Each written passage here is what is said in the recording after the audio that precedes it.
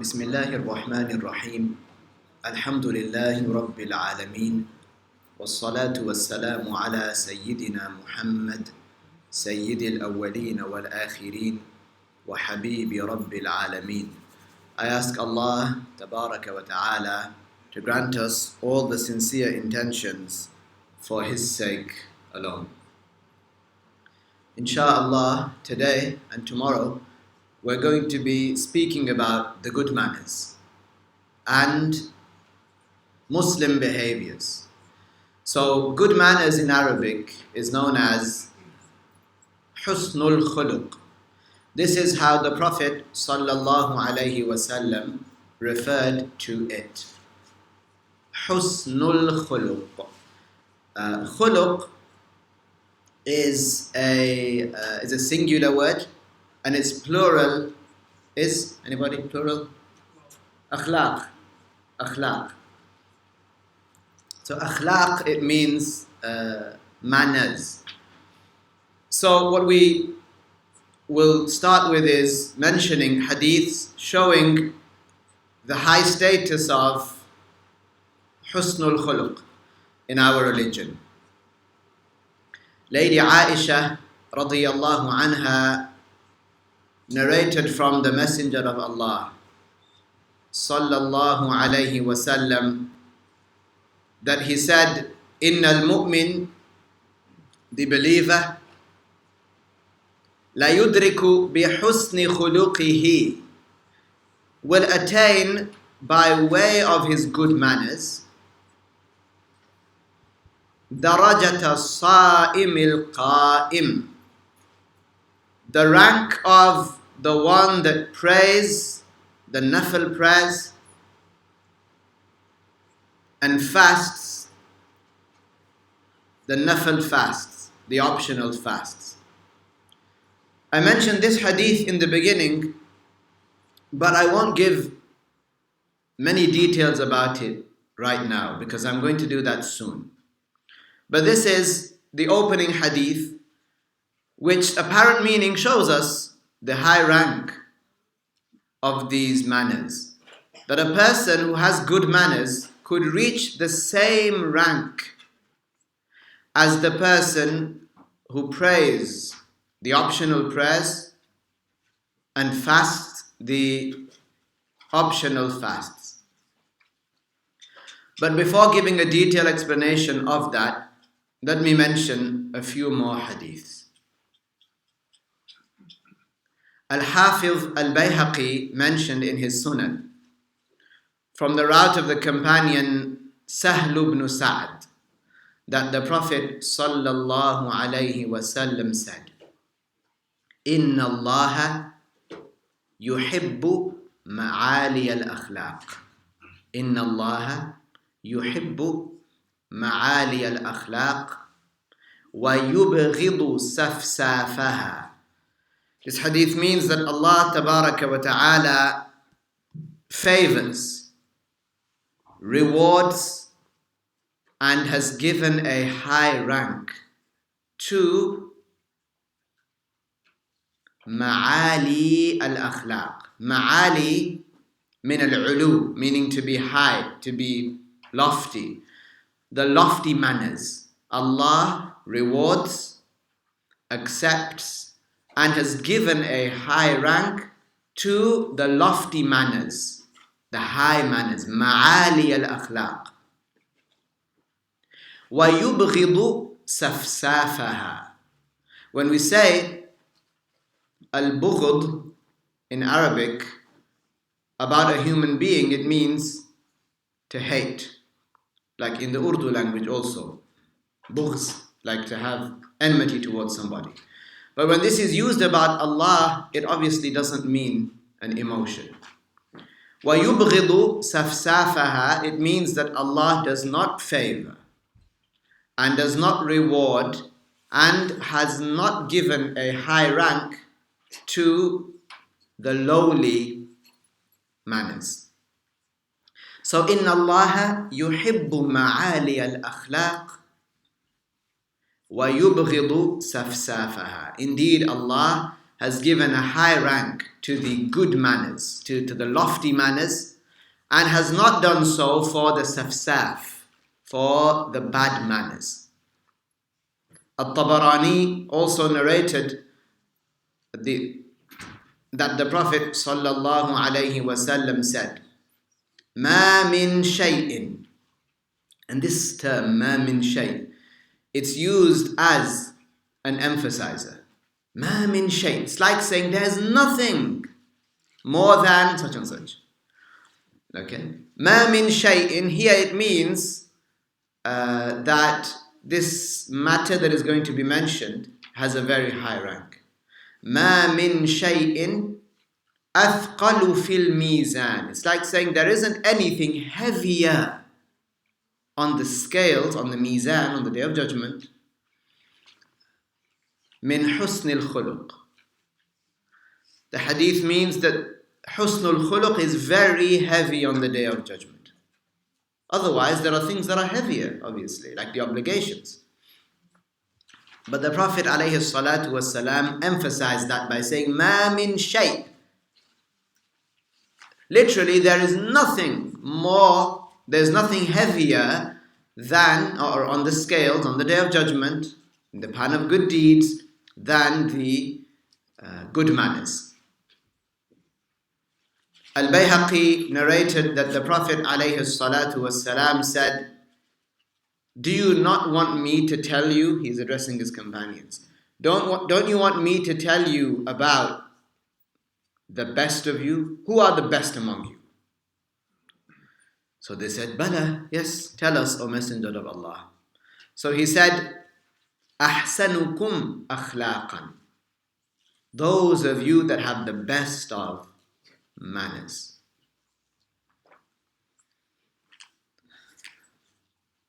Al-Hafiz At-Tirmidhi narrated in his Sunan that the Prophet ﷺ said, "Inna ahabbakum ilayya," the most beloved of you to me, to the Prophet sallallahu alaihi wasallam. Indeed, inna ahabbakum ilayya wa aqrabakum, in terms of qurb, closeness, physical closeness, wa aqrabakum minni majlisan yawm al-qiyamah, and the closest of you physically to me on the Day of Judgment, ahasinukum akhlaqa, is the one that has the best of manners. A few more hadith about the great merit of these manners before mentioning what they actually are. At-Tabarani narrated also from Anas ibn Malik radiyallahu anhu that the Prophet ﷺ said, "Inna makarim al-akhlaq," indeed, the honorable manners are min a'mali ahli al-jannah, are among the deeds of the people of paradise. These will get a person to paradise. And this is a sign of the people of paradise. Given that all the other conditions are met, that a person has the correct belief, and so on. Inna makarim al-akhlaq. Makarim means the honorable. Kareem can mean honorable. Inna makarim al-akhlaq min a'mali, from the amals, from the deeds of Ahl al-Jannah. Al-Hafiz At-Tirmidhi narrated that the Prophet ﷺ said, "Akmalul mu'minin imanan," meaning that among or the Muslims that have among the highest ranks, akmalul mu'minin, like the most complete believers, imanan, in their iman, in the strength of their iman, meaning their rank is whom? Ahsanuhum khuluqan. Now just look at those words. Akmalul mu'minina imanan, like the most perfect amongst the believers. the most complete amongst the believers, who does all the obligations and stays away from the haram, is the one who has the best of manners. And Al-Imam Muslim finally narrated in his Sahih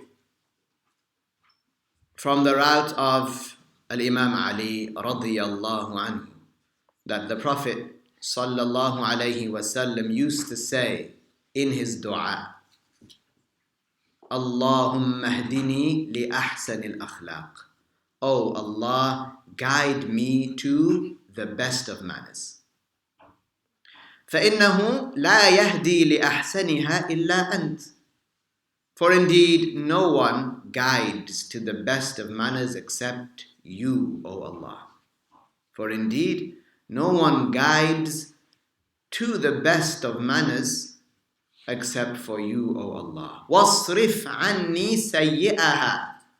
And relieve me, divert me away from bad manners. لا يصرف عن سيئها إلا أنت. No one directs away from the bad manners except you. Allah is the creator. Allah is the one that creates good manners within people, and Allah is the one that creates bad manners within people. So this was a dua that the Prophet sallallahu alaihi wasallam used to say, Allahumma hdini li ahsanil akhlaq فإنه لا يهدي لأحسنها إلا أنت واصرف عني سيئها لا يصرف عن سيئها إلا أنت. So if you can say after me, Allahumma اهدني لأحسن الأخلاق فإنه لا يهدي لأحسن الأخلاق أو لأحسنها إلا أنت واصرف عني سيئها واصرف عني سيئها لا يصرف عن سيئها إلا أنت. So, Allahumma hdini li ahsanil akhlaqi fa innahu la yahdi li ahsaniha illa ant wasrifni an sayyi'iha la yasrifu an sayyi'iha illa ant. So, it's very clear through these hadiths that the Prophet alayhi salatu wasalam was sent with these manners and sent to instill these within people, because it's not on one occasion that he mentioned that have good manners. The good manners are good. They're part of the manners of the people of paradise. The best of you is the one with the best of manners. The one who wants to be close to me on the day of judgment, then let him have good manners. He'll be sitting close to me, standing next to me, or near me on the day of judgment. Now back to the first hadith that I had mentioned, that Lady Aisha radiyallahu anha reported from, narrated by Abu Dawood. Abu Dawood, the famous Hafiz. The Prophet sallallahu alayhi wasallam said, Innal mu'min, indeed the believer, la yudrik, and in another narration, la yablugh, he reaches, he grasps, he gets. Bi husni khuluqihi. Okay, how does he get what we're going to mention? He gets it through his good manners. That's how he gets it. So he's going to attain something, achieve something through his good manners. What is it that he achieves? Darajat as-sa'im al-qa'im. The daraja, the rank, the status of as-sa'im and al-qa'im. Fine. Before we can understand and appreciate this fully, we need to know who is as-sa'im and who is al-qa'im. As-sa'im, like sawm, in this hadith means the one that fasts. But not the obligatory fasts. That's a given. Ramadan, that's a given. Okay? He obviously fasts Ramadan. So what is meant here are the optional fasts. And not just that he fasts the odd optional fast here and there, rather he fasts most of the year. Most of the year. So he fasts a day and then doesn't fast the next. he fasts the day after that and then doesn't fast the next. Or for example, he fasts every Monday and every Thursday as is sunnah. This is optional, isn't it? It's not an obligation. He fasts Monday and Thursday. Then he fasts on the white days, al-ayyam al-bid, which is sunnah to fast. The 13th, the 14th, and the 15th of every month. It's sunnah to fast, every Islamic month. He fasts on the day of Ashura. He fasts in the middle of Sha'ban. He fasts the 6 fasts of Shawwal after Ramadan. He fasts these 6 fasts. So he spends most of the year fasting. Think about how much reward he would get. Think about if someone, just for the sunnah, Mondays and Thursdays, they fasted for the sake of Allah throughout the year. That's a lot of reward. Think about if a person adds to that Ashura, 10th of Muharram. He adds to that Laylat al-Nisf min Sha'ban, or al-Nisf min Sha'ban. He adds to that Sawm al-Sitt min Shawwal, the 6 days after of Shawwal. Or he also fasts a day and then he doesn't fast, and then he fasts the next day and then he doesn't fast, like this. For most of the year, think about the reward. It's a lot of reward. So the Prophet ﷺ, when he said as-sa'im, this is who he meant. Think about all that reward that this person would get, right? And imagine this same person now is al-qa'im. Al-qa'im literally means standing. But it means al-qa'im fi salah, the one who is standing in prayer. And it doesn't mean here the obligatory prayers, because that's a given. The fara'id, as-salawatul khams, 5 obligatory prayers, that's a given. So this person, on top of that, he prays lots of sunnah prayers. He prays at-tahajjud. At-tahajjud, which is a person sleeps after al-isha, and then they wake up when it is the time of deep sleep. When they say, that's when you dream, when you're in a deep, deep sleep. So when you're in that deep sleep, you go against yourself and you wake up, you make wudu and you pray tahajjud, 2 rak'ahs of the nafil prayer. And you do that for the sake of Allah. You might just pray 2 rak'ahs every night, and then you go back to sleep before Fajr and then wake up for Fajr. But he does that every night. Think about the reward he would get for at-tahajjud. And this is one of the things by which a person illuminates the grave. Makes the grave light, because the graves are dark. This is one of the ways in which a person lightens up their grave. So imagine this person, same person, huwa sa'im wa huwa qa'im. He is someone who fasts for most of the year. Think of the reward. And he prays the tahajjud every night. Sa'im qa'im. Now, the Prophet ﷺ in this hadith, what is understood from it is that the reward of a person who does not do that fasting, doesn't do the optional fasts. Because let's say he works from 9 to 6 or from 8 to 5 or however, so he finds it hard to fast during the day. He doesn't fast. And because he has to be up so early in the morning, he says, well, at tahajjud, it just doesn't work for me. So he doesn't fast for most of the year. He might not even fast Monday and Thursday. And he doesn't pray at tahajjud in the night. But the Prophet ﷺ said, such a person, compared to someone who does fast for most of the year, and does pray in the night for most of the year, but he doesn't have good manners.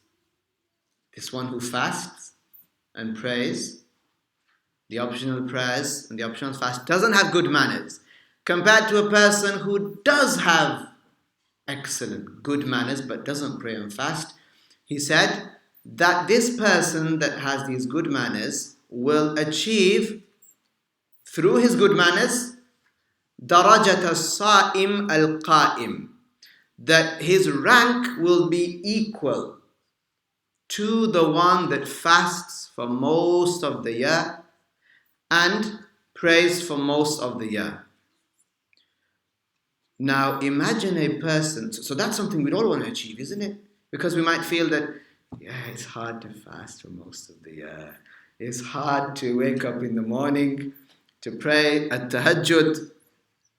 So who wouldn't want then to achieve these good manners, to learn about them and then to achieve them? Who wouldn't want to do that? Which Muslim who is sincere for the sake of Allah wouldn't want to do that? Now imagine a person who wants to achieve that and he wants to fast Monday and Thursday. And he wants to fast on Ashura and the 6 days of Shawwal. And he might want to fast a day and then leave a day, fast a day, leave a day. Imagine his rank. Who does both of these things? This person would have a very, very high rank. So, where do we learn good manners from? Good manners are learned only from the Prophet sallallahu alaihi wasallam. And he made that very clear. He said, Inna Allah ba'athani bi tamami makarim al-akhlaq. Allah sent me with the complete honorable manners. He said, Allah sent me with the complete honorable manners. Wa kamali mahasin al-af'al. And the complete good doings, behavior. So the perfect manners Allah sent me with. He equipped me with the best manners and equipped me with the best behavior. And then interestingly, he said also, alayhi salatu wassalam, إِنَّمَا بُعِثْتُ لِأُتَمِّمَ مَكَارِمَ الْأَخْلَاقِ. Allah sent me, لِأُتَمِّم means to complete. What does that give you an indication of? If someone says to you, I've been sent to complete something, what does that give you an indication of? Brother Moshe. What does that give you an indication of? Just from the understanding. To execute something. Does it really? Okay, what else? Doesn't it give you the indication of, wait a second, he was sent to complete something, which must mean that some of it is already there. And he's sent to complete it. Yeah? So he said, alayhi salatu wassalam, bu'ithtu li'utammim makarim al-akhlaq. To complete the good manners. And this is true, as you will see now. The good manners have come to us by revelation, by wahy. If you look at what is morality, okay, what is good and what is evil, how do we come to know what is good and what is evil? Not from our minds, not from our intellects, but from wahy, revelation. From what the Prophet sallallahu alaihi wasallam taught us. He told us that in this nation, such and such thing is considered permissible and good, and other things are considered haram. In the past, in the other nations of the other prophets, who were also Muslims and believed in La ilaha illallah, that Allah is not like the creation, they had some rules that were different. In the past, there were things that were considered okay, but in this nation now, those things that were okay are considered bad, haram even. To give you an example, in the past it was permissible, before the nation of Prophet Muhammad alayhi salatu wasalam, it was permissible for a person to make a statue, not to worship it. That was not permissible ever. But to make a statue of someone, it was not haram to do that. But now, it's not permissible. In the rules revealed to Prophet Muhammad alayhi salatu wasalam, it's not permissible for a person to make a statue, whether it was for worship or not. Even if it was very small, like an action figure. It's not permissible for a person to do that. So what was okay became bad, because Allah revealed it so. Yeah? Like this, all the rules of the religion come by revelation. They don't come from our opinions. And like this are the manners. Like this, the good manners have been revealed, have come by revelation. In the past, the other prophets, they were given the good manners. They were taught this is good and this is not good. So teach it to your nations. So they did that. And over time, through Adam alayhi salam, all the way from Adam alayhi salam, through all the prophets, until Prophet Muhammad alayhi salatu wasalam, the prophets came. And it was revealed to them that this is good, this, and so on. And this is not good. And they taught their nations, they taught their people. Then now, the final Prophet alayhi salatu wasalam was sent to complete that. To complete what the prophets had already been sent with. This is from one aspect. From another aspect, the Prophet sallallahu alaihi wasallam was sent to the Arabs. And the Arabs already, they had good manners in them. Think of all the nations that the Prophet could have been sent to, alayhi salatu wassalam. Hypothetically speaking, South America, Europe, Eastern Asia, Australia. He was sent, Allah chose for him, alayhi salatu wassalam, Quraysh, Mecca, among the Arabs. Why? Because the Arabs already had a lot of good manners that had previously been revealed by Allah to the different prophets. Allah created it this way. For example, they had bravery. There are many examples of bravery among the Arabs of those times, especially. Bravery, generosity, extreme generosity, truthfulness, trustworthiness, coming to the aid of someone in need, protecting someone who needs protection, who wants safety. So the Prophet sallallahu alaihi wasallam, from the second aspect now, was sent to complete what the Arabs already had a lot of. He came to complete that. Obviously, the biggest thing that he came to do away with was that they were worshipping idols, and he came to fix that. That's from a creedal side, from the side of the correct belief.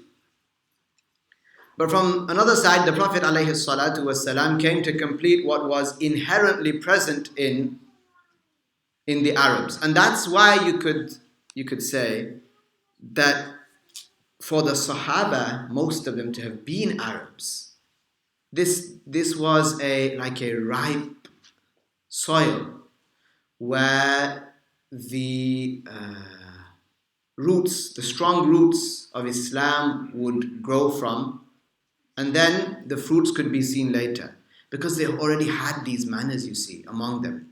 A lot of these manners. Yeah, they did things like they would bury their daughters, and they would believe in things like superstition, and yeah, there were these things as well, but the Prophet came to do away with that, alayhi salatu wassalam. And he himself, sallallahu alayhi wasallam, was born among these people.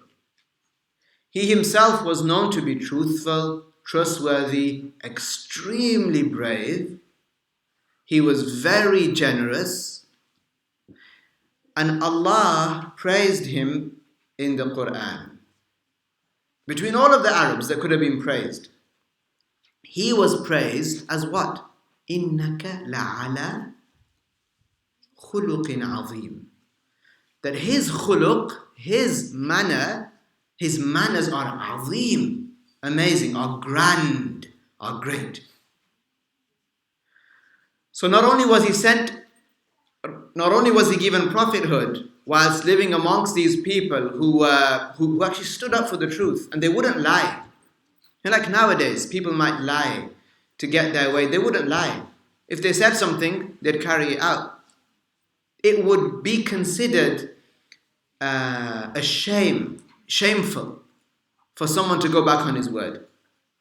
People back then, they'd rather die than face the shame of telling a lie. They'd say in the past, الرجل يقول كلمة. A man says one thing. Meaning if he says it, he sticks with it. That's it.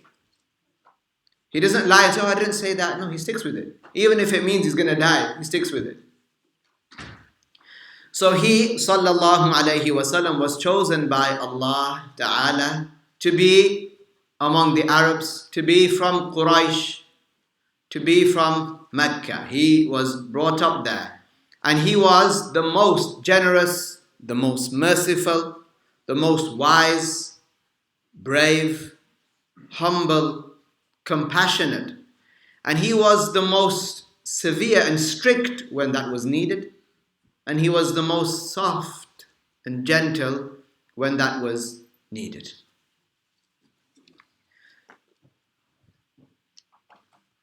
Just to give you an example of the generosity that existed even before the Prophet sallallahu alaihi wasallam was given prophethood, because he was given prophethood at the age of 40, and not before that, at the age of 40.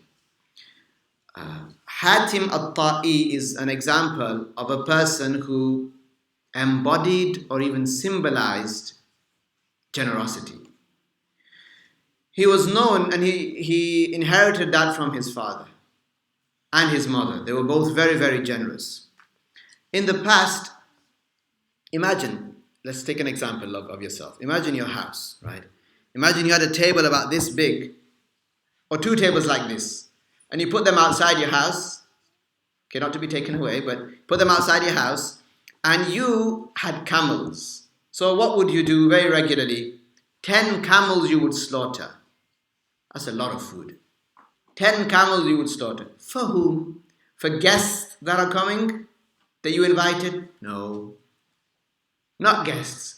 Imagine you slaughtered 10 camels, cleaned them up, cooked the meat, and then in the hot sun, in the sun of Arabia, you put the meat down on these two tables. For whom?